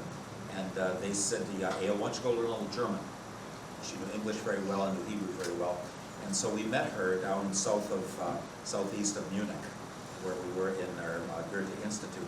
And she said, you ever get to Israel, look me up. And so she and her boyfriend Tommy met us very early at Tel Sheva one Saturday morning. And we went all the way along the Jordan and then came back through Jerusalem to Poland where her mom and dad lived. And so she said, we'll go to Masada. Well, I wasn't very smart about those things then. I mean, I heard about Masada, but didn't know much more than that.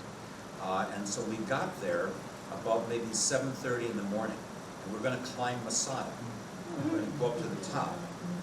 And there is a path that goes all the way up.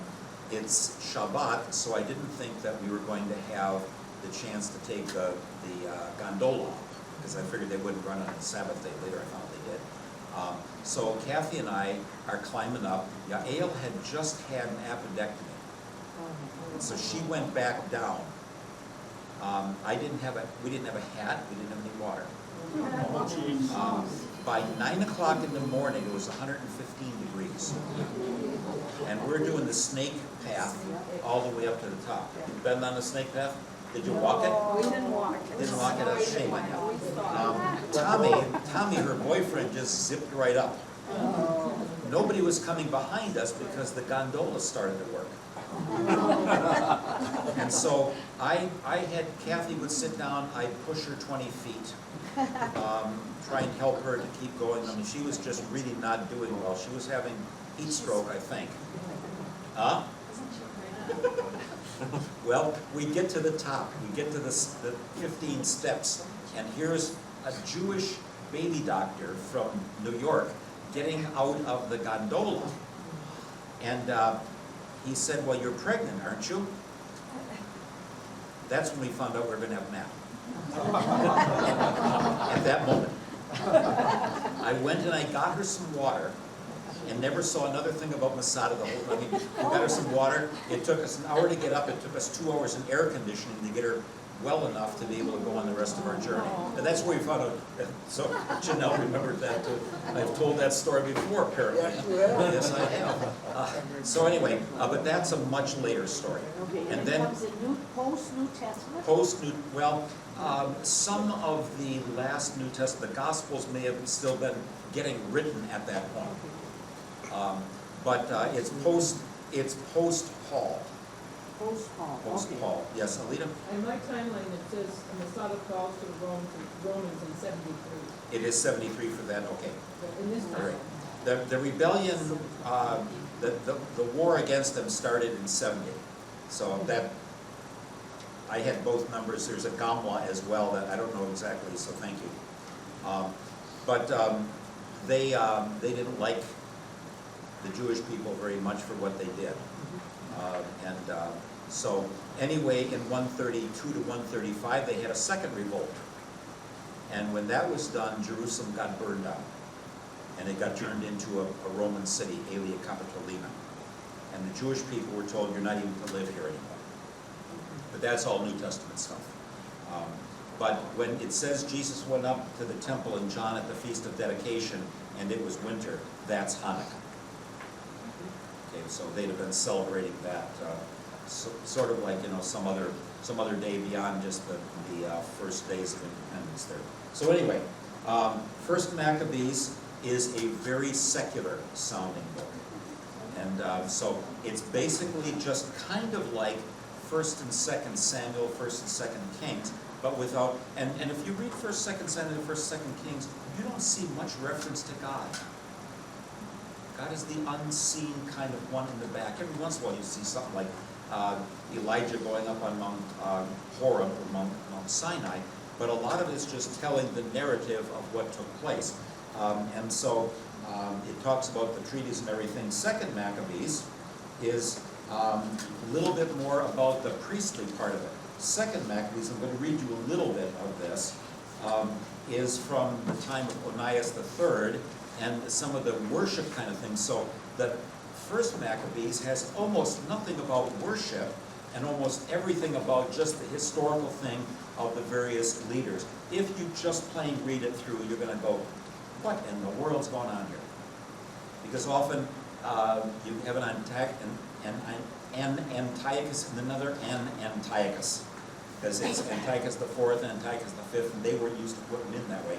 So you got 3 Antiochuses in there, you got some Seleucuses in there, you got some Demetriuses in there, you got Lysias and some others, and you can't tell the players without a program. Now I have a commentary I'm reading on 1st Maccabees right now. That's 576 pages. Okay, 2nd Maccabees, I think that volume is a little shorter, only about 500 pages. So no way we're going to do more than just wave on the way by. Okay, but to realize that in 1st Maccabees, it's you stand in there, God will help you on your earthly trek. 2nd Maccabees, if you read that, it's a whole different kind of thing. There's more about miracles and more about angels and God helping in the battles. And Jonathan Goldstein, if I have it correctly, who's the author of those 2 volumes, says those 2 are different versions of the same story. One saying God's involved with us, there's going to be a time of resurrection and restoration in the future. The other one says you just stand in there and you be faithful while you're there. And your existence is through your ancestors, not through who you are. 2nd Maccabees is the stuff where you begin to see references to resurrection. I'm going to read you a bad chapter. Okay? Just going to read it to you so you've heard it once. It happened also that 7 brothers and their mother were arrested, and were being compelled by the king under torture with whips and cords to partake of unlawful swine's flesh. One of them, acting as their spokesman, said, "What do you intend to ask and learn from us? For we are ready to die rather than transgress the laws of our fathers." The king fell into a rage and gave orders that pans and cauldrons be heated. These were heated immediately, and he commanded that the tongue of their spokesman be cut out, and that they scalp him and cut off his hands and feet, while the rest of the brothers and the mother looked on. When he was utterly helpless, the king ordered them to take him to the fire, still breathing, and to fry him in a pan. The smoke from the pan spread widely, but the brothers and their mother encouraged one another to die nobly, saying, "The Lord God is watching over us, and in truth has compassion on us, as Moses declared in his song, which bore witness against the people to their faces, when he said, 'And he will have compassion on his servants.'" That happens to be Deuteronomy 32, which I spent 7 years of my life doing a doctoral thesis on. And that's from chapter 32, verse 36, I think it is. After the first brother had died in this way, they brought forward the second for their sport. They tore off the skin of his head with the hair, asked him, "Will you eat rather than have your body punished limb by limb?" He replied in the language of his fathers and said to them, "No." Therefore he in turn underwent tortures as the first brother had done. When he was at his last breath, he said, "You accursed wretch, you dismiss us from this present life, but the King of the universe will raise us up to an everlasting renewal of life, because we have died for his laws." Now's when you start having resurrection talked about. To come back alive, as God says those who have died unjustly are going to come back to life. Some of the other stuff says if you're faithful and honorable, things will happen for you already now, like Tobit, like Judith, like Esther. But what happens if some people die? Then resurrection is the answer to that. Okay, it's just not talked about much in the Old Testament. You've got Daniel 12, which also talks about late events. You've got 2nd Maccabees. You've got a passage in Isaiah 25 that says God will bring a restoration, but very little of detail of what goes with that. After him, the third was the victim of their sport. By the way, I heard this, and we read this through in Greek in Septuagint class about 7:30 in the morning. There is no time of the day when this is easy to hear. Okay, but this was held up as, you do this no matter what. You stay faithful. It's directly against the Maccabees who fought back on the second Sabbath day. Okay, there's a tension between these two. When it was demanded, he quickly put out his tongue and courageously stretched forth his hands and said nobly, "I got these from heaven, and because of his laws I disdained them, and from him I hope to get them back again." As a result, the king himself and those with him were astonished at the young man's spirit, for he regarded his suffering as nothing. And it goes on and on. I'm not going to take time for all of it. The mother encourages her kids to do what is faithful and righteous, and finally she gets killed as well. Verse 42, he says, "Let this be enough then about the eating of sacrifices and the extreme tortures." This one chapter is enough. There are probably more stories than that. So there are those who are held up because of their righteousness. And this is the time when it says that the world was created out of nothing. It says that the saints intercede for those who have fallen. They found some soldiers who had little medallions to some other god on them. And they were fighting for the Jewish people. And so those who found them prayed on behalf of their dead souls. That's where we have the foundation for the Roman Catholic prayer for the dead. That even if they haven't been all righteous, pray for them. And so those are the kind of things where this gives some support to it for the Catholic Church, which sees that as the inspired writings. Then the Maccabees from the Samaria area? Just north of Jerusalem, Modane is probably just into southern Samaria, yeah. But they would have fled from Jerusalem just to have a base of operations. First Esdras is about Josiah, Zerubbabel, and Ezra. It is very similar sounding to the book of Ezra, but there is a contest that Zerubbabel wins about what's the strongest Three guys say what's the strongest. The first says wine, the second says the king, and the third says women.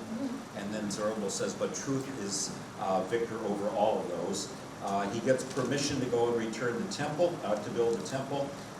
Nehemiah is not mentioned, but Esdras is there. Then there's a very short prayer. I'm not going to be able to pray with you, the prayer of Manasseh. These last three are not in the Roman Catholic scriptures either. Okay, but prayer of Manasseh, it says that he repented. In Chronicles it says he repented when he was taken by Nebuchadnezzar into captivity, and so this is a very, very nice prayer that it says was used. Second Esdras, there are revelations. This one is probably the closest to the apocalyptic. Here's the stuff that's going to happen at the end. Chapters 1 and 2 and 15 and 16 are said to be Christian additions to it. And so you read some of these things and you say, oh, that's kind of interesting of what you hear. Basically, Second Ezra says most of the wickedness of the world is gone. The time of restoration is pretty close at hand. So these visions that come. Then a little bit about biblical background.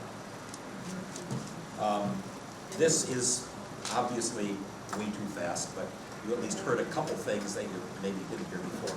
But first of all, the Old Testament, as I've talked about, is Torah, Nevi'im, and Ketuvim. Torah and Nevi'im is the prophets, Ketuvim is the writings.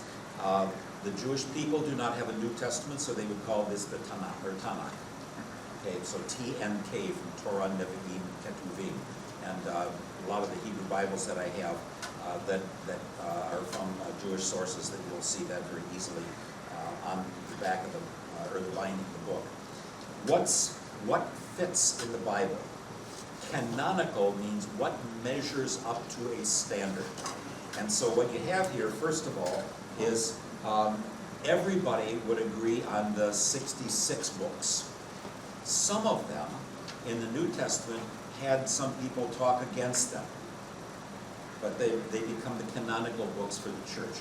So 2nd and 3rd John, Jude, Revelation, Hebrews, and James, or no, 2nd Peter, are talked against, where some people say we're not sure if they are inspired. So you have the prolegomena and the antilegomena would be the ones that are either spoken for or where somebody talk against. But that's just in the Bible. Luther said, I don't believe we should use books the Jewish people didn't consider inspired. And so we would talk about those as the Apocrypha. The follow-up to that, at the Council of Trent, the Roman Catholic council that met for 12, 13 years in the 1540s to early 1560s, on and off, they finally said, we are going to talk about the proto-canonical books, those 66, that everyone has always considered inspired. We're going to talk about the deuterocanonicals, the ones that are declared to be canonical in a second stage. So the Roman Catholic Church would talk about them as deuterocanonicals, but also canonical. They measure up to the level of being able to be used for doctrine. So if you went to a Roman Catholic service, you would hear readings from, not from the 1st and 2nd Esdras or prayer of Manasseh, as far as I know, but you could certainly hear readings from Maccabees or whatever. So another term that a lot of people will use is the term apocryphal. Apocalyptic means that so those are called the pseudepigrapha. I got 2 whole big, thick, fat books upstairs with those. The Book of Enoch is in there, the Testament of the 12 Patriarchs, the Assumption of Isaiah, and all the things you've never even heard of, that are all sorts of other writings. Those are much more the apocryphal kind of things that say, stand in there and be firm, you're going to be brought back to life. Hundreds of names of angels and all sorts of things. And what those do is they purport to be one of the ancient figures like Enoch, who wrote stuff down that was hidden.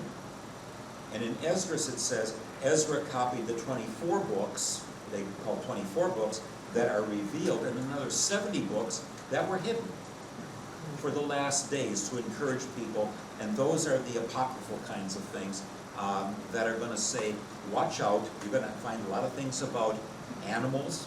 So when you read in Daniel about the bears and the lions and the paws and all those kind of things, those were all references to political figures who were problems. And if they read something about an animal, they aren't gonna get it.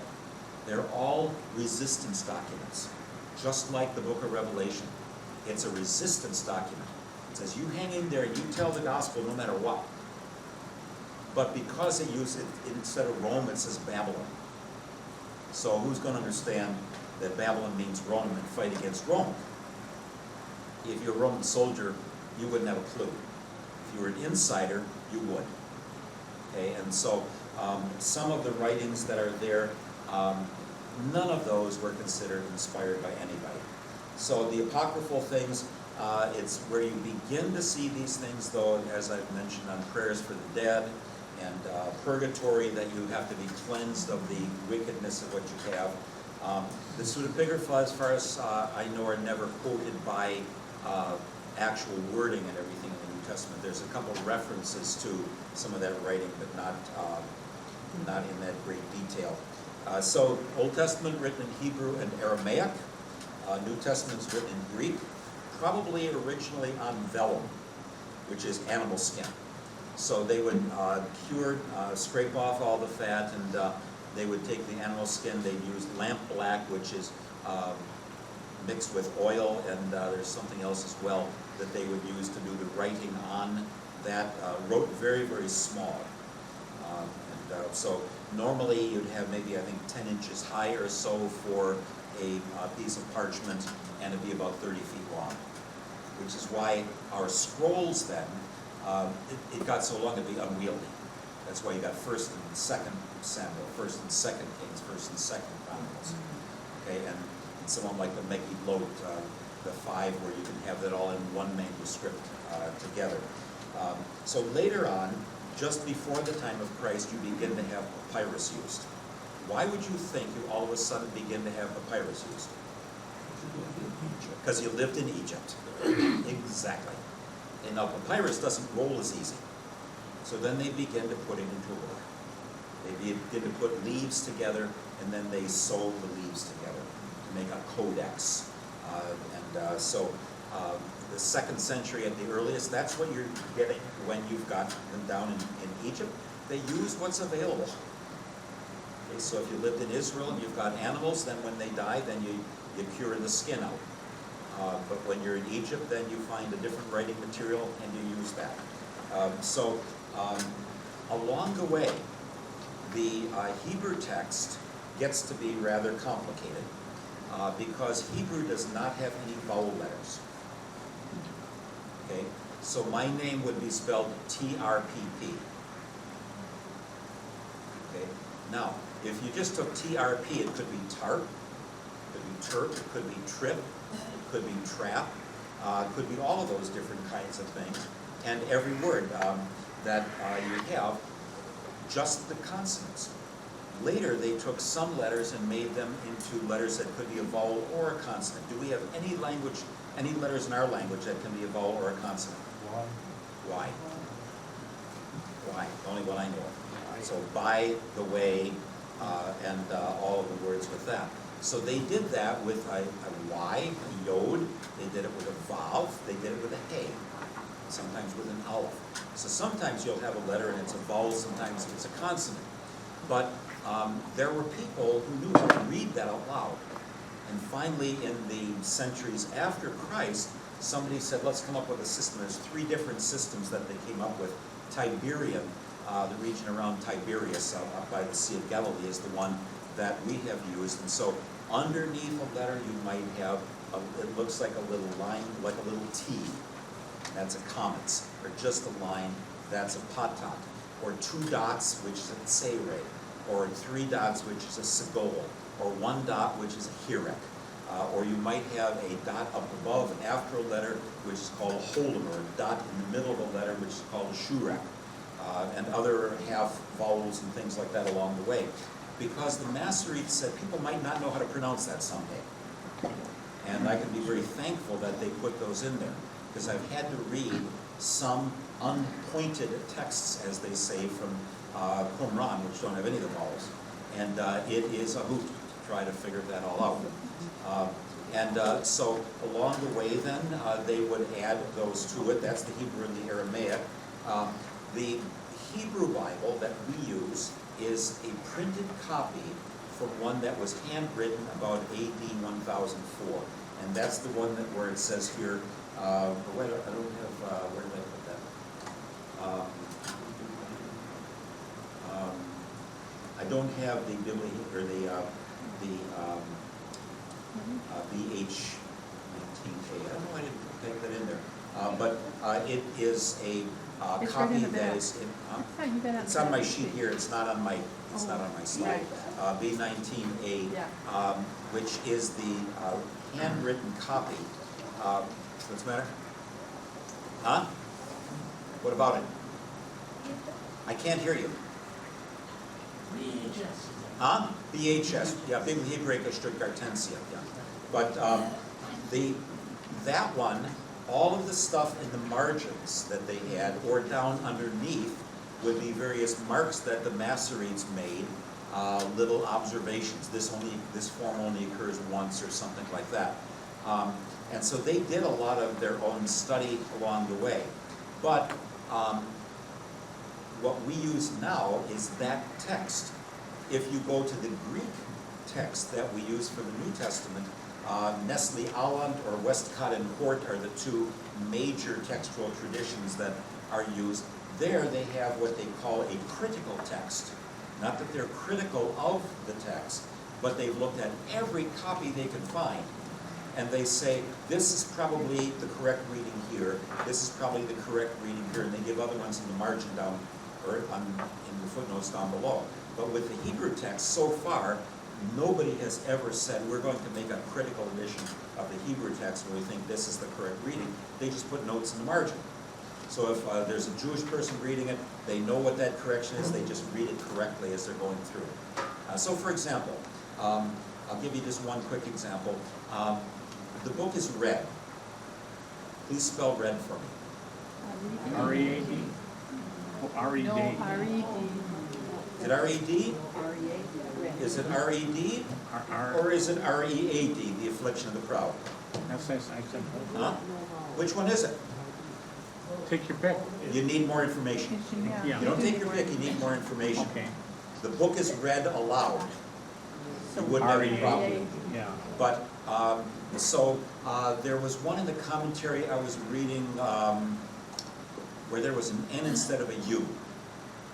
Just flipped upside down. Okay, they didn't catch that one. Every once in a while I'll see typos. I found typos in the Hebrew Bible that I sent in and let them know that I had found some of the typo. And it just happens in this world that you get that, but most of them you can figure out pretty easily. That Old Testament Hebrew was translated into Greek. That's called the Septuagint. That's between 286 and 246, or 285 and 246 before Christ, in Alexandria in Egypt. The tradition was that that was done by 70 guys, where the word septua comes in from sept, that it was done by 70 guys or 72 who each went into a booth and translated, and their translations all matched. So they said it's inspired because of that. It didn't happen that way. Nobody today thinks it happened that way. I have read translations of something I translated, where somebody from a particular German book translated in English. I can tell what they're doing, but there are 4 translations if there are 4 translators, because we'll each put things together our own way. But there are also some real big changes. So for example, in the Septuagint, God is farther away. Instead of God, it might be heaven. And so instead of God did this, this was done.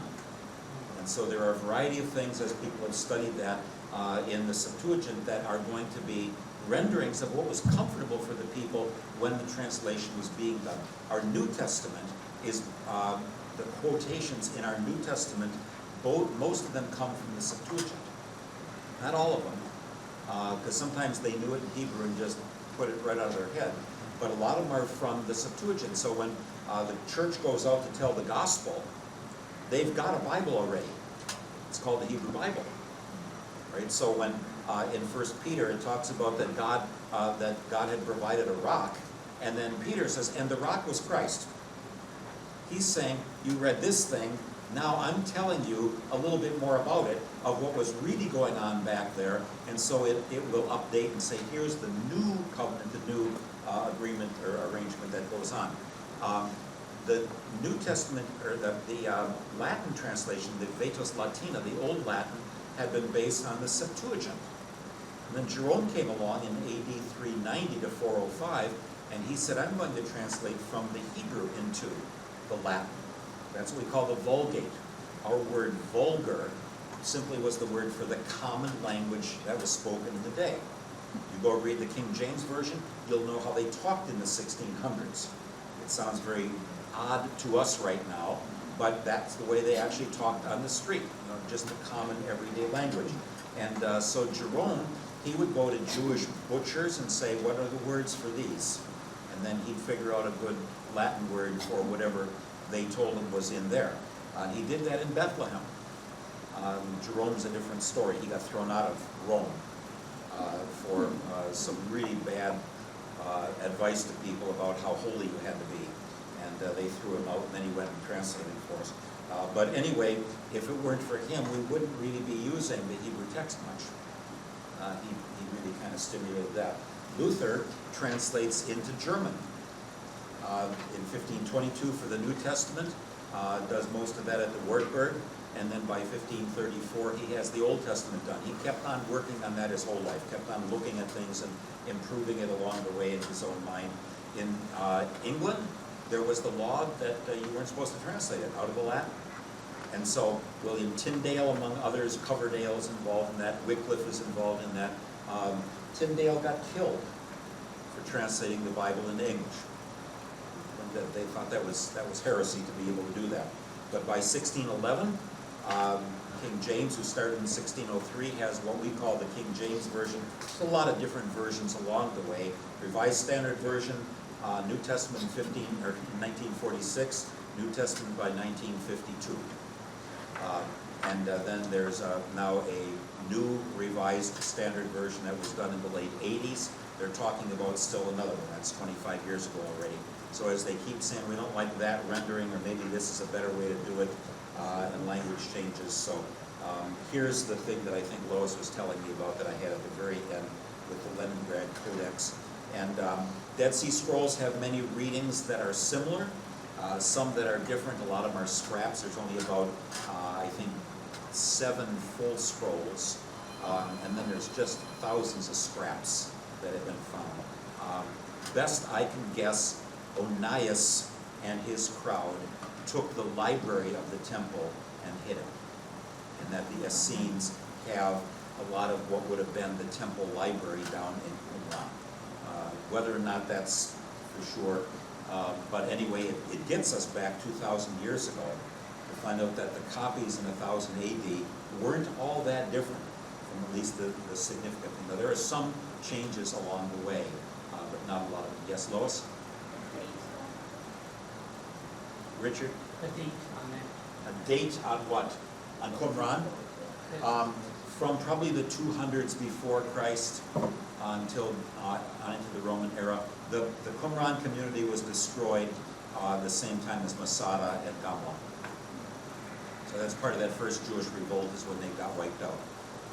They were there hoping that God would come and help them fight against the Romans. And so the people at Qumran, there were other Essenes who were married, but they were not married. They had no sex at all, no sexual activity, because they wanted to be always ready if Messiah came one day, that they could immediately march in battle against the Romans. And the sad truth is they probably got wiped out just like that. So the community was wiped out.